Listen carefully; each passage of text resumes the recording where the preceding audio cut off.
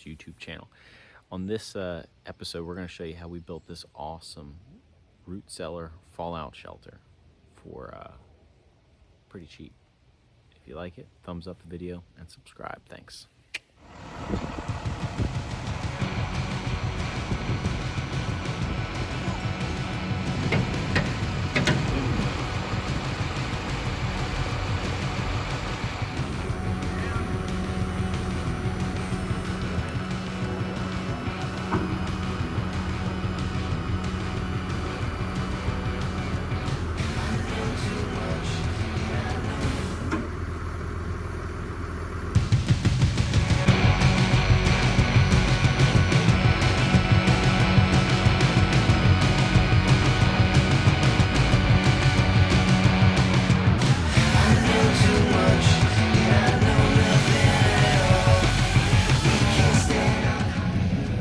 What else are we taking now? Bobble. No, this guy.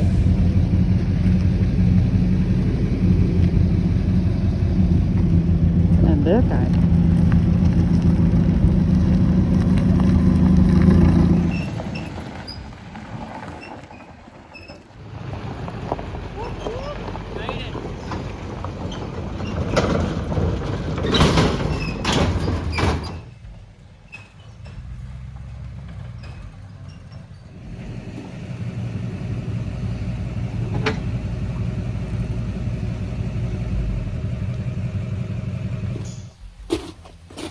So the object of the morning is to make a door jamb on the back of this holding tank and frame in for this door, which will glass in place. This is a fiberglass tank. It's about a 6,000 gallon tank, which is going to be our root cellar. The tricky part is going to be setting this door jamb in an area where it'll have easy access and give us enough depth so that we're beneath the soil a fair amount. Now this tank is going to get covered over with soil as well, so it's kind of going to be like a hobbit hut. So you're going to have your entranceway, and then everything else is going to be mounded over with soil. You'll have a couple vents, so there are access points in the top of the tank, which we might utilize one or two of them and plumb in some ventilation pipe later on. But as for right now, we need to gain access into the front of the tank, so we need to frame in our doorway, and then we'll look inside the tank, see what the shape of it is inside, and then start on cleaning it.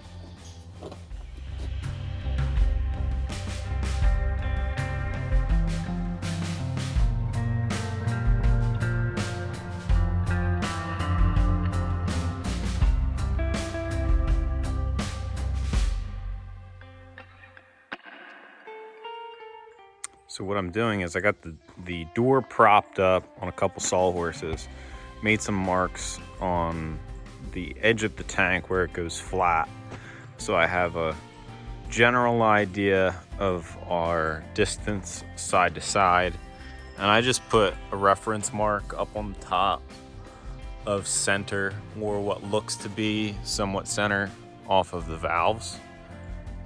So this will allow me to get a pretty good feel on the angle I should have the door and what type of depth I'm gonna have to cut into the tank with.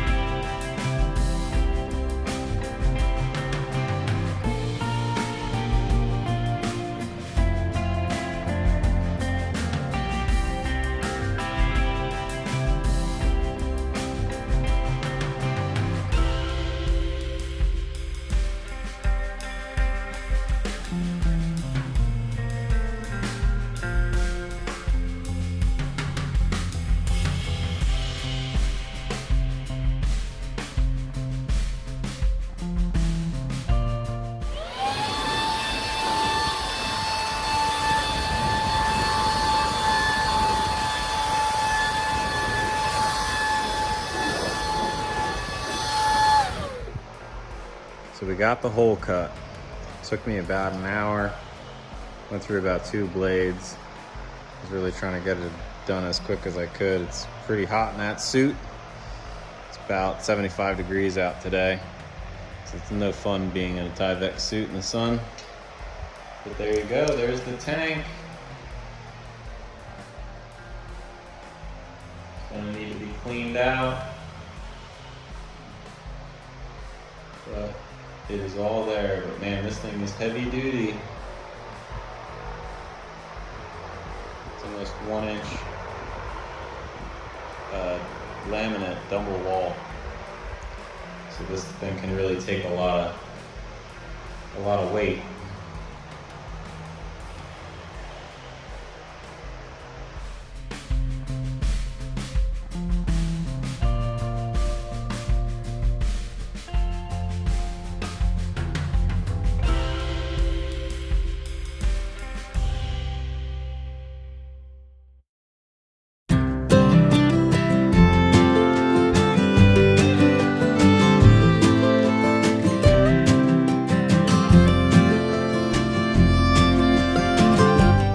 So I did a quick frame out of the entranceway. It's going to extend much farther outward. Right now, the door is about almost 7 foot, and the entranceway is about 6 foot. So it'll have a narrow entranceway in, so it'll taper outward. So if you see, these are angled. That's angled. That's angled, that's angled, so.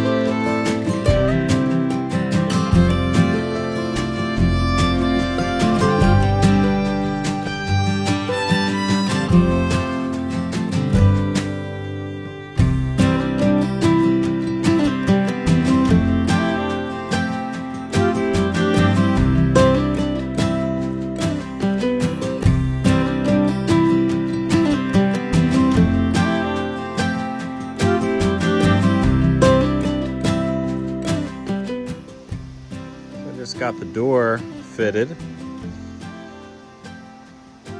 It's pretty good. It's got enough gap around it, so it should swing just about right. But the entranceway is almost done. Then I can grind the perimeter where the tank meets the entranceway, and then I'll be glassing all that so that it's one piece. So when I do the glass work, it'll basically be watertight from the outside in. Then we'll seal the entranceway on the inside. I'm not sure if we're going to paint it or we're going to stain it and seal it, but we'll figure that out once we get it over there and in the ground, just in case I need to make any adjustments. So I'm grinding the perimeter around the doorway just to remove any contaminants so that when we do the fiberglass work, it has the best chance of adherence to the doorway and to the tank.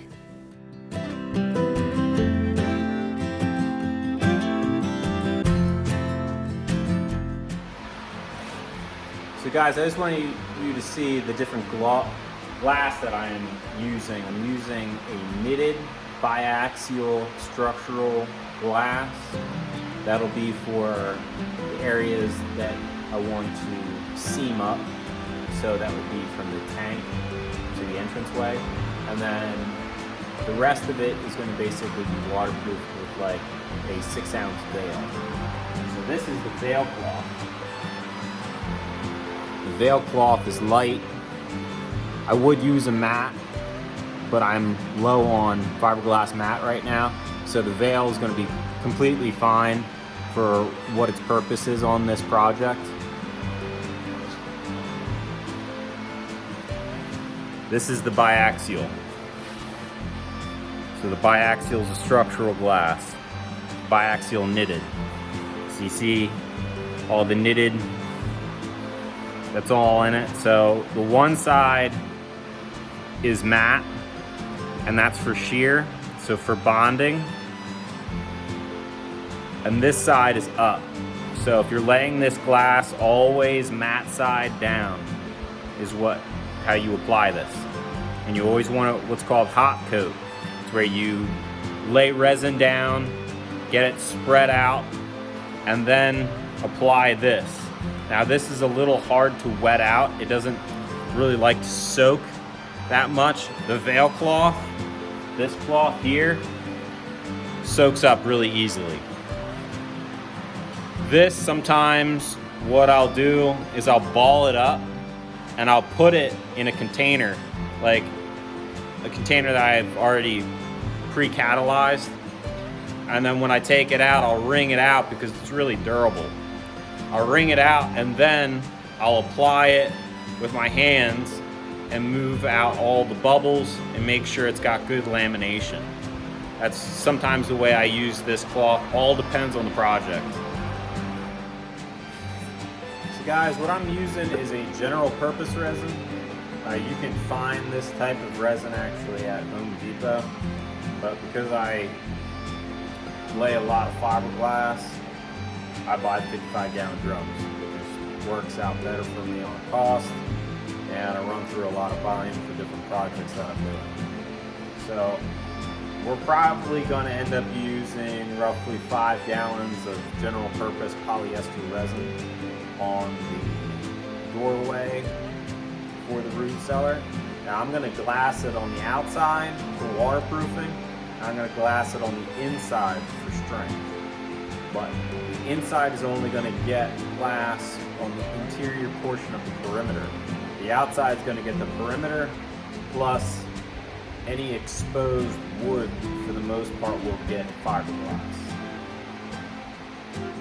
You definitely want to wear a respirator and gloves so you don't get it on you.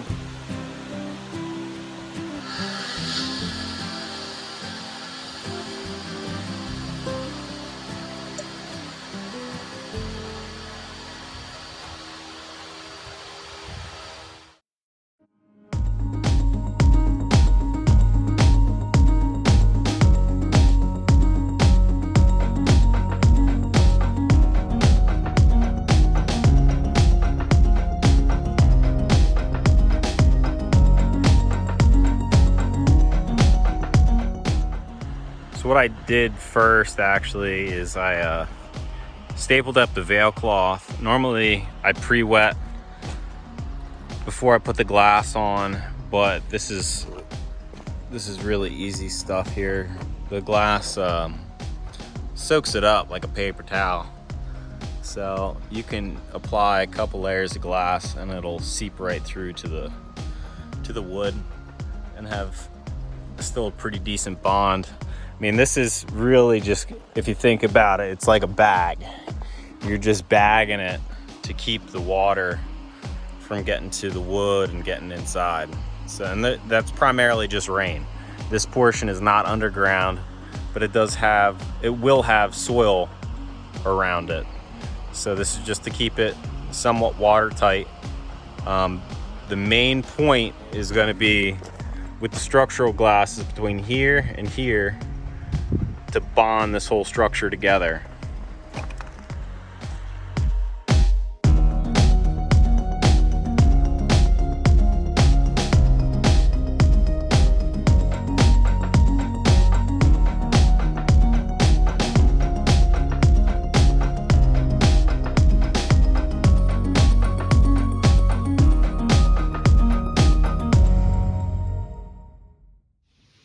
So I just got the first layer done.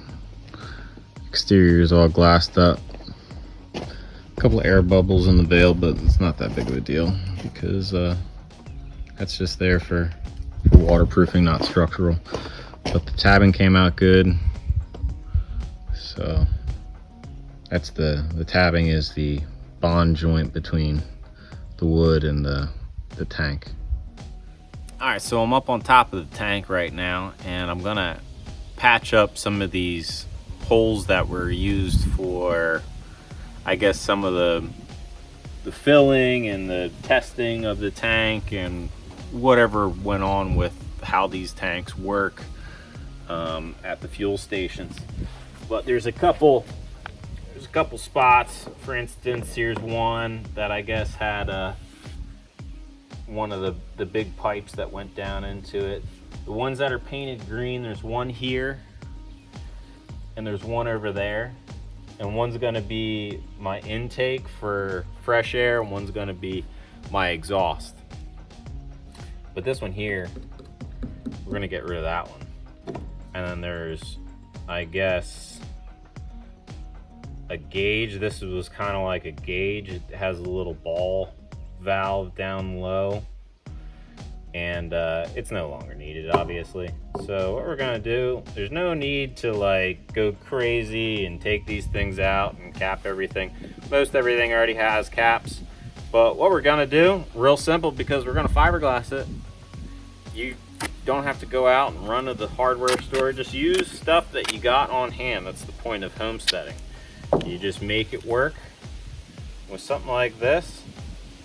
Fiberglass is going to do the job to keep it nice and sealed up. So it doesn't matter if this thing was made out of paper mache. If you put enough fiberglass on it, it's going to take the shot. Ooh.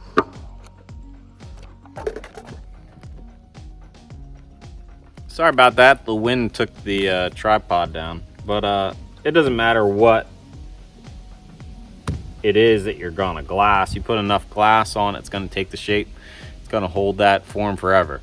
So something like this, because this top was broken off and it would be extremely hard to actually get out, we're just going to cap it, duct tape it, and then form some glass around this thing, and it'll hold tight forever. And this over here,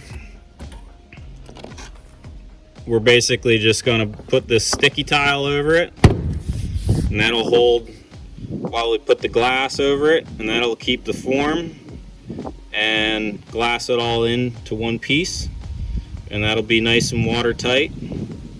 We got this one and that one, which are our intake and exhaust for air.